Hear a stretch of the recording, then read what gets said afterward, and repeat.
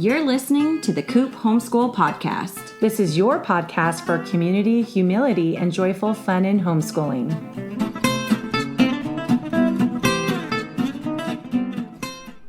I'm Mandy. And I'm Jessica. And this is The Coop. Hey, we're so excited. This is episode 3 of our podcast.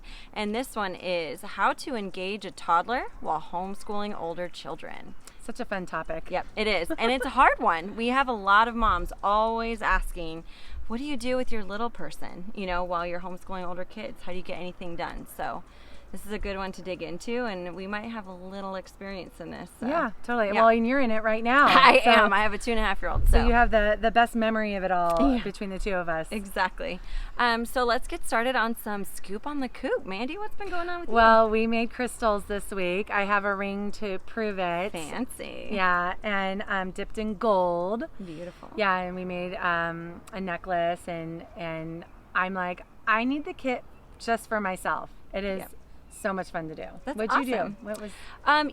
My husband and I spent a lot of time trying to figure out what we were going to commit to this summer because activities are kind of still strange and in the air. But we committed to ukulele camp. Yeah, awesome. Mm-hmm. My daughter's doing that too. Yep. So this will be my daughter's second year of ukulele camp. Super fun. Last year they had 2 teachers and they made a collective group song that they wrote together. That's so cute. Yeah, and then they learned other songs to play and perform. So it's a super fun experience. So I'm glad we finally knew what we wanted to commit to and move on. I love it. I love it. Yeah. So should we start talking about toddlers? Yes. Dig in, Miss Mandy. Oh, okay. I'll go first. So one of the things that I loved utilizing was breakfast and lunch. Oh. Because that's when they are at the table, they're in their high chair, and they're picking one Cheerio up at a time, and you could spend up to 30 minutes at each of these meals. Totally. So that's a perfect time where your toddler is totally maintained. And then that would be our table time. So they have a seat at the table with you, and they're hearing, it's the one-room schoolhouse. They're hearing it all. Yes. So that was a perfect time for us to do, we would do our Bible time. We would do just talking about the food we're eating. Right. And stuff like that. Because I had preschoolers and kindergartner at the time that my youngest was a toddler. Right. So that was a really great time for me to get a lot of good table work in. Sure. And then lunch again too, if we were gonna play with Play-Doh or whatever. And then, and what I liked about that is once they were done eating, I could segue into more table time. Oh, perfect. So that's when I would clean it up and be like, you want to play with Play-Doh? And then I would do a read aloud with a picture book. Right. That's when my oldest could work on his cursive. That's when he was learning cursive, was when my youngest was sitting at the table, and we would do that and things like that. And probably more her being 1 year old even. Right. Less of a toddler, but more of a baby-ish. Right. And so I really loved the table time. Sure. Another thing I figured out with my toddler was she loved peeling off the crayon labels. I've heard this story. So I could give her a whole set of crayons, and I know she was good for like an hour. That's amazing. And it was all over the floor, but it kept her occupied, and she still had a seat at the table. Right. So it's practicing dexterity. It's not like it's useless. Totally. And I could do the older two. I could do their cursive, their phonics. I could do their science or whatever we were doing, and that was really nice. And then so just finding something that she actually liked to do, and was considered a treat. And then another way I kept her occupied was I had like a plethora of stuff to do, whether it was the magnetiles, I had a building block spin. And it had a mixture of like Duplo Legos, the ABC blocks, and normal blocks, just all mixed in. Even, it might have something like this that she could create like a truck that she could build Duplos with. Sure. And she loved it. Like I could see the little engineer in her building and creating a marble maze. We had that. I even have these little cash registers that she loved. She wasn't paying attention if it was 5 cents, 25 cents, or whatever, but she loved putting things in there. And it just got her familiar with the stuff that she'd be doing in preschool eventually. Right. So that, and we have phonic flashcards. Oh, sure. So she loved when it was time to do the phonics, the A would be ah. She would hold it up and listen for the ah. She put it down and picked the next one. That's cute. It was so cute. I have video of her doing that. It's adorable. And she's hearing it. It's the one room schoolhouse again. Right. So she played with the tanagrams. She played with the geo sticks. Mm-hmm. She would leaf through books. You know, I might find her eating frosting next to my bed because I stopped paying attention to where she was. Right. And then I was like, wait, we haven't heard from her for a really long time. It's been like an hour. Where is she and what is she doing?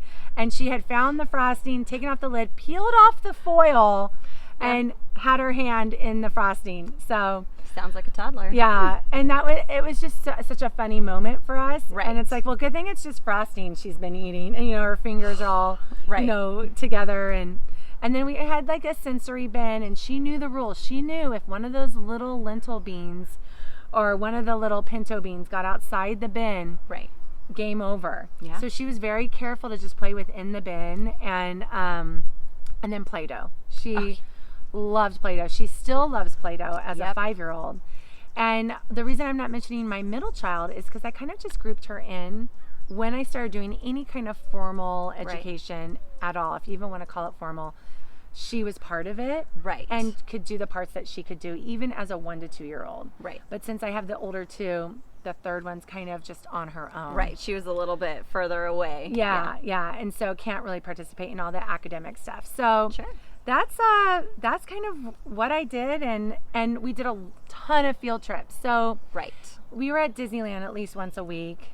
We were at Balboa Park or SeaWorld, and she was running around there. Right. So there was a lot of that going on, where it was only a couple days a week that I really had to figure out what to have her do that was engaging and educational for her, and not just like turning on the TV. Yes. No homeschool mom really wants to resort to that. I know. In the middle of the school day. Yeah. Unless like you have to make a phone call or something like that. And then you're engage them all in hopefully, something educational. But just sticking your little one there as a means to accomplish your homeschooling goals is usually not something we want to do. Right. And you think of how much they're soaking up just by being in the room. And I didn't require her to be in the room, but she wanted to be in the room. She wants to be there. Yeah. So, she would listen to all that, and I think that just made, now that she's 5, this all a lot easier. Absolutely. So I did a lot of the same things. I always say he's just along for the ride, my little guy. So I have 6 years between my kids. I only have 2, and the oldest is 8, and he's 2. So he's just along for the ride. This is kind of her journey, and he's just going with us. And we would do all the field trips we did, even with our Coop group. He was just on my back, I had the little pack on, and he's just going along. And now that he's running, it's so different because he does engage with all the kids, and he loves your kids, and he wants to be a part of it. So it's definitely changed now that he's truly a toddler and not so much a baby.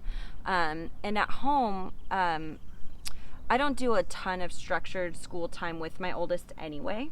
So I actually gauged our time in our curriculums for her based on what his needs were. Yeah. Oh, that's a great way to feel like you're serving both kids. Exactly. So she's my independent learner. She's my play independently for hours kid. So that's something I want to foster, and that's a huge reason of why I homeschool. So it just felt natural to me. If she was engaged in something and not asking to participate in something with me, I'm just going to let her do it. Oh, totally. It's awesome. Right. Yeah. And then the benefit of that has actually been that my little guy can now do the same thing. He's watched his big sister do that, and so he sees the independent play, and he's already modeling that and finding ways to play his own way. It's such a gift when they learn the ability to play and be content with just themselves. Yes, 100%. And I think that's what, we struggle with feeling guilty that, she's all alone over there, and I don't even know where she's been for the last hour, right? But at the same time, that's equipping them with a really great skill set. Yes, it's actually a gift, I think. So I would call myself more opportunistic, right? I would find the right opportunity, whether he was napping because he still takes a nap, or if he was really engaged in something, then I would call my daughter over and I would say, grab that math book. We're getting our one chapter done, or get your spelling. And each of the things we ever sat down to do were pretty limited to 10 to 20 minutes. Yeah. So even if we just did one thing for 20 minutes, I knew he could handle it. As he got older, maybe more close to 2 years old, he would want his own book. Yeah, So I would just take one of our blank notebooks and hand that to him, give him a pencil, and he'd just sit down with us and do his own thing. And I mean, quite honestly, like you said, it's a great lead up to, you know, the preschool homeschool. And so he was learning his numbers. So he would just pretend, or he would imagine every number was 2. So he'd scribble in the book and just say 2, 2, 2 as we did math. Yeah. So that was just really his way. Is he wanted to be a part of what we did a lot of times. And so we just found a way to include him. Give him his own math book. Your whiteboard. I know he loves drawing on the whiteboard. Yeah, that's been kind of new in the last 6 months. So that's the thing with toddlers too. They're always changing. So one month the magnetiles might be the thing. Totally. And then or the next crayon month, yes, labels. the unwrapping. Yeah. So we have a large whiteboard in our playroom. It's huge. Homeschool room. It's huge. It's probably 7 feet by 4 feet. And he loves it. And now that he can be trusted with the dry erase markers, he's on there all the time. He's always asking Daddy to draw with him. So cute. Yeah, so now he pretends he's drawing shapes and letters, and everything is either the number 2 or it's 9 o'clock. So those are his numbers. So, but that's what he's picking up. You know, and I love that. I love that he gets to be in the room with us, and, you know, whether he's engaged with us or not, he has the ability to kind of roam and free play or sit with us. And so it's such a great thing. It's such a great opportunity to have all the kids together. Yes. And you know, your daughter is picking up on what he's doing too. Exactly. And when he learns to do something new, I'm sure she's celebrating, whether she exclaims it or not. Right. Yeah. But, you know, I know as soon as our youngest starts to read, they're going to be super excited for her. And that was the same with potty training. When they knew it was her time to potty train, they were like, you get to do your potty train, because we do a party. Sure. And it's a theme day, of course. Of course. And so they're like, oh, you're going to have the best time doing the potty train party, you know, and they're excited for her. And so it's just another way to enhance the idea of the family versus independent learning, independent study, which is also good. Yeah. But to make sure there's a family moment too in between the siblings. Exactly. And many of us children. homeschool for that. We want the bonding, we want the celebration with the siblings, and that's really important. Yeah, and it actually would have made me sad, even though I know she probably could have been way more engaged in, you know, an outsourced place. Yes. It would have made me sad for her to miss out on this sponge that she could be, you know, and all the opportunities to learn the things that she's going to be learning, and have the behavior modeled for her of the older kids, and not in a room with everyone her same age, where there's total benefits to that too. Sure. But it just as a family unit, she's watching her siblings do it. She gets to look forward to it. She knows that it's coming for her. Exactly. And so it's something that she's seen, she's been a part of, and now it'll be her turn. Right. Yeah. Setting the precedence. Yeah. And it just makes it easier. Like everyone after it gets easier. Yeah. So there's days, I mean, that my toddler is just not going to let me do much else. You know, let's face it, toddlers are definitely their own little roller coasters. Mm-hmm. And so we have our ups and downs, and there's days where we're not going to accomplish much of our schoolwork with my 8-year-old, and that's going to be okay. Right. Yeah. And whatever you end up doing, it's still enrichment in some way. It's just life in general is enrichment. Right. So I think that's when I'd be like, you know what, let's just go to the beach. Exactly. Let's go do something different, because being here is not working. Mm-hmm. Or it's something that you've said before too, like just enjoy the cuddles. Oh, totally. If he's not even going to let him go to be able to do something with her, then what can we do? Yeah. If I'm cuddling him and that's what we need, then what can I do with her to engage her in what we're doing? You know, or if he wants to play Play-Doh, invite my big girl to play too. Right. You know, what can she create for him? And she's always reluctant. But then I find she's the one saying, Mom, will you take a picture of what I created? Oh, so she always enjoys it when she gives in, or she realizes that she really is the big sister and that she can create for him. Oh, definitely. And I love the that the littles can actually teach the olders. Yes. Because the olders, if the more removed they are from the toddler stage, they have forgotten about these. Yep. And then these come out, and then it's like, oh, I want to play with these. They take over. I mean, Yeah, to be honest, they in my do. house, all of a sudden my 8-year-old has completely confiscated what my 2-year-old was doing. Oh yeah, the geo sticks all of a Yes. sudden are like, where are the instructions? I want to make these more extravagant. Right. You know, 3-dimensional figures, where the other one, you know, where the youngest is just trying to put them together and create a ladder or something. Right. So it's really cute to see them revisit things that they played with when they were little and find new interest in. Yep. So let's talk about, I mentioned field trips earlier. Yes. Let's talk about the Children's Museum. I know we go to 2 different kinds. We go to one that's totally meant for up to probably age 12 or 13. Mm-hmm. And then there's another one that we go to that's probably meant for up to age 5 or 6 max. So what do we do for that when you have a toddler and an older kids? Yeah, that one's actually been, it was easy for me up until probably right now, because like I said before, my little guy is just along for the ride, so everything was dependent on what my older child wanted to do. If she wanted to go to the younger Discovery Museum, then that one was great because he would find things that were really good for him. If she wanted to go to the older one, then he just would ride on my back or That little do what he toddler could. section. Yeah. Yeah. And that only works though when I have a friend. Oh, totally. That's true. Right. So that's then you the have challenge. to bring a friend who can take the older one around. Yeah. Because it's all different levels. Right. And Because I only have the 2 kids. So even if my older one wanted to go do something else and I stayed with my toddler, it's still a big thing. And the older museum that we're talking about is pretty spread out across 3 levels.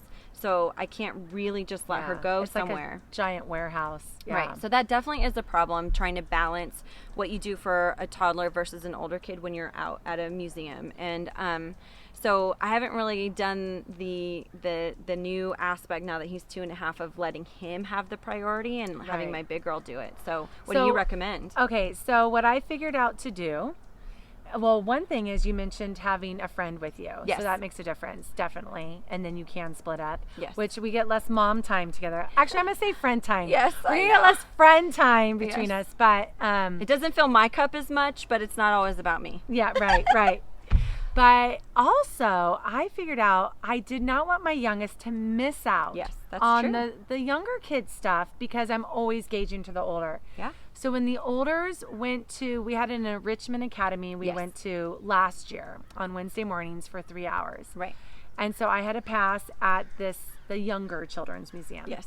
So I would just go there for that time and either play with her or let her play individually, however she wanted to do it. Yes. And we went there every week. Yes. I remember because you couldn't hang out with me after we dropped our kids off. Oh, yeah.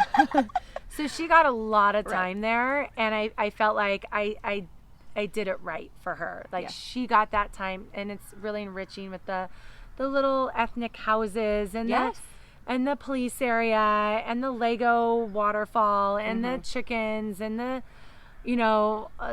scarves blowing up in the air. Yes. And I have all these great videos and great moments with her, having that intimate time with her that I once had with the olders before she was ever born.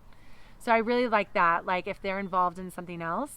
Right. Yeah, that does make it easier. I can bring her there individually. And I'm not teaching at wherever. Right. Like you have the problem where when your oldest is at somewhere, you're teaching during it. Yeah. At the same class. So yeah. And then we were just discussing how the older ones can always bring a book. Yes, now that they're at an age where they're really strong readers and have really learned to love chapter books and reading and find their own, now they have that. And that's great. My daughter is just in the last 2 months trained herself to always bring a book. Whether it's an audio book or her physical book, she always has a book, and now she knows she needs to have 2. Because she's such a fast reader. That's awesome. She's been disappointed a few times where she finishes a book like a quarter of the way into something that we're doing. Yeah. And partway through, she might, like we were saying, revisiting old toys. Yes. There might be some nostalgic there for her, and she might feel like walking over to the blowing scarves and have fun experimenting with like 10 of them and seeing how high she can make them go. Maybe someday she'll actually want to do it with her brother. Yeah. Show him something. Yeah, but exactly. I don't know. It's not her thing, really. Yeah. But yeah, so field trips do change as the toddlers go from being infants and newborns in just your little pack and your little sling. Content right there. Yeah, to be now they want to get involved. You have to stimulate and engage them too.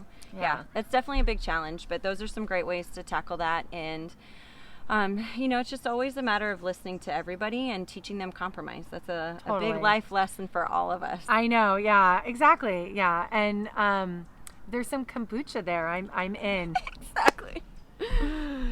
So, should we go to the joys? Yes. All right. So, my joy for the week was of course, there's many.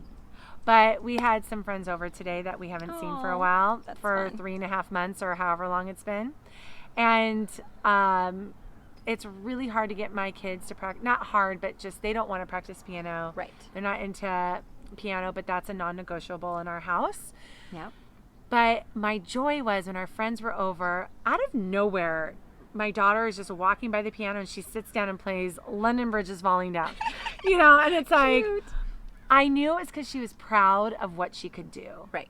And so for her, that was some reinforcement. And I got joy out of that thinking, okay, even though she acts like she doesn't want to do it, she acts like she doesn't like it, she's still proud of herself and the work that she has done. Oh, that is sweet. Yeah. Huh. So our joy this week was returning to our dance classes. Aww. Yep, activities reopened. So not only am I teaching again and getting to see all of my babies, which has brought me a ton of joy, but also my daughter has been returning to her class and seeing her friends and going with your daughter to their dance class. Yeah. And that's been a huge moment of joy for all of us. I love it. Yep. All right, well, that's it. That's what to do with a toddler when you are homeschooling the big ones. Yep. All right. Thank you.